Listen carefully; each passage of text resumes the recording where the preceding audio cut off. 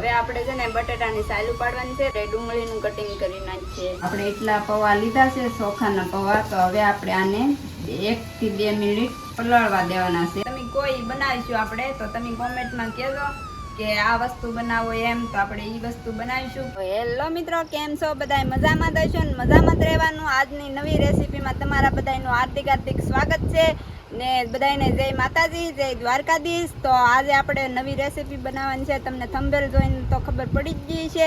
તો આજે આપણે બનાવવાના છે બટેટા પૌવા. તો તમે બધા વિડીયોમાં બના રહેજો. તો આપણે બટેટા પૌવા બનાવવાનું ચાલુ કરી દઈએ. તો હાલો તમે બધા. આપણે એટલું વસ્તુ લીધું છે તો હવે આને આપણે ધોવાનું છે. તો હાલો હવે આપણે આને ધોઈ નાખીએ.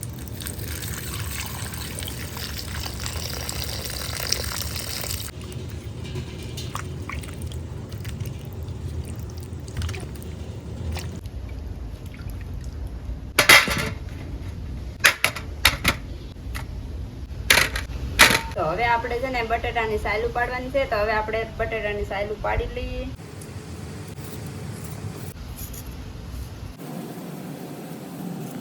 તો બટેટાની સાલ મિત્રો આપણે તો ઉસળી ગઈ છે મસ્તીને. તો હવે આપણે એને છે ને નાના નાના ટુકડા કરીને કટિંગ કરી નાખીએ.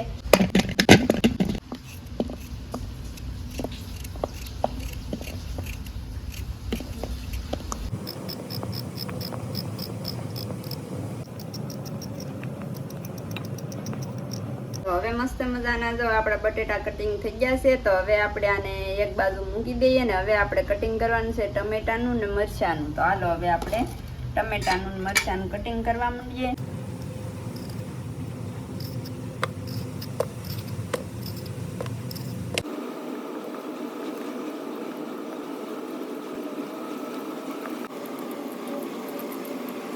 તો હવે આપણે ટમેટા જો કટિંગ થઈ ગયા છે મસ્ત મજાના. તો હવે આપણે મોળવાના છે આ મરચાં. તો હાલો હવે મરચાં મોળી નાખીએ પેલા.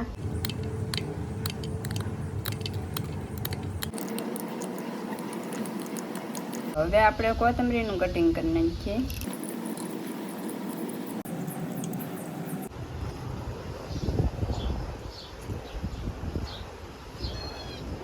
હવે આપણે ડુંગળીનું કટિંગ કરી નાખીએ.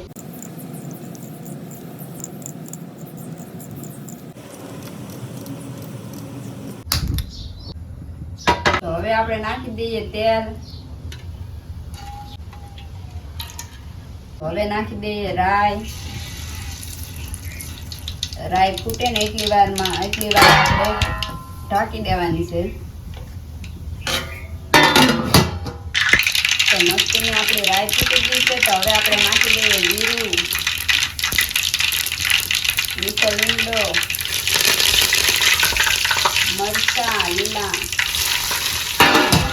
હવે આને આપણે પાછું એકવાર હલાવી નાખીએ એટલે મરચાં મસ્તીના સડી જાય. આપણે આમ થઈ હવે નાખવાની છે આપણે ડુંગળી.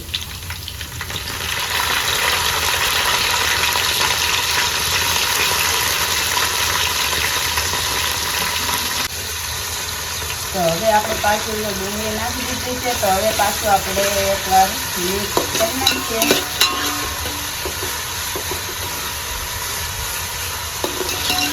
તો આપણી ડુંગળી જો મિત્રો સડી ગઈ છે મસ્તીની. તો હવે આપણે નાખી દઈએ બટેટા.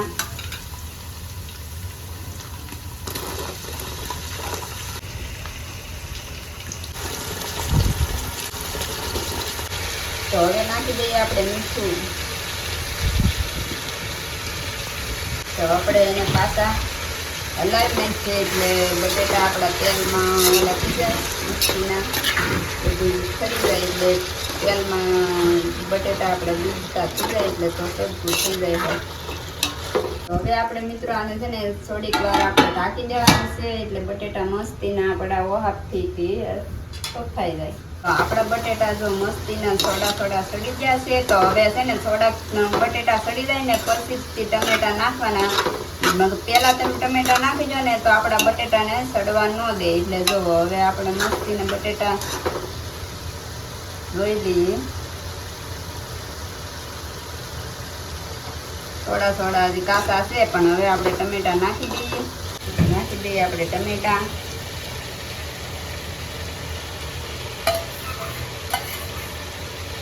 તો હલાવી નાખીએ આપણે પાછા.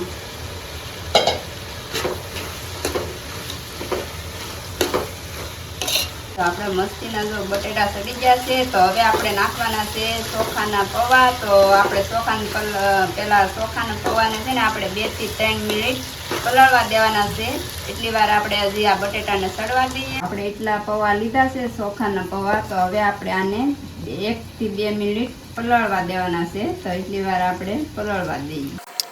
તો આપણે જો પૌવા બુડી જાય ને એટલું પાણી આપણે નાખ્યું. તો હવે આપણે ઘડીક વાર રહેવા દઈએ. તો જો આપણે જો આવા છૂટા ચોખાના પૌવા રહીને એટલી વાર જ આપણે પલાળવા દેવાના છે. તો બહુ તમે લાટવાર તમે પલાળવા દો ને તો આપણે બટેટાને ભેગા નાખીએ ને ત્યાં બધું પૌવાનું બધું સૂંદો થઈ જાય. એટલે જો હવે મસ્તીને આપણે પલળી ગયા છે ને હવે આપણે નાખી દઈએ બટેટા ભેગા.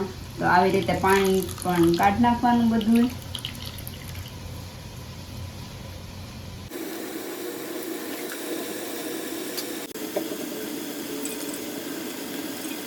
તો હવે આપણે પાછું એને હલાવી નાખીએ.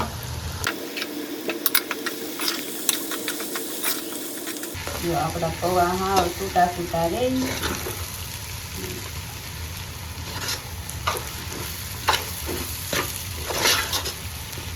તો હવે આપણે નાખવાની છે હળદર. 2 ચમચી હળદર નાખવાની છે આપણે.